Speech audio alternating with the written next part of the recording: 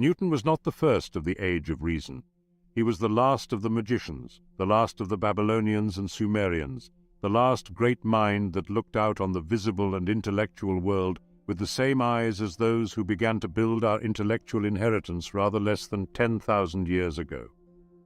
Sir Isaac Newton is one of the most influential scientists in history. He made substantial contributions to physics, mathematics, and astronomy, most notably his laws of motion, universal gravitation, and the development of calculus.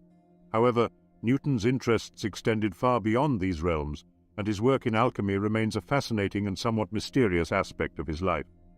Let's explore his journey into the allegorical world of alchemy together. Welcome to Agrippa's Diary, the gathering place for modern mystics. Isaac Newton's foray into the realm of the occult can be primarily traced back to his deep-seated fascination with alchemy. As a young man, Newton's innate curiosity about natural sciences and materials science would eventually pave the way for some of his most renowned contributions to the scientific world. His initial exposure to alchemical theories and practices occurred during his formative years when a 12-year-old Newton resided in the attic of an apothecary's shop. During that time, the Rosicrucian movement had caused a great deal of excitement within Europe's scholarly community. When you consider Newton's connection to members affiliated with various secret societies, it becomes obvious that his interest in alchemy and philosophy might have been influenced by this particular group. We'll dive into this later in the video. In this still mystic and superstitious era, the field of chemistry was still in its nascent stages.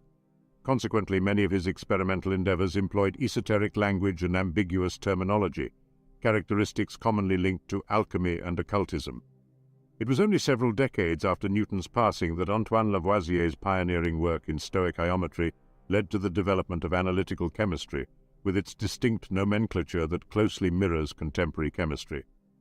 It is worth noting that Newton's contemporary and fellow Royal Society member Robert Boyle had already unearthed the fundamental concepts of modern chemistry.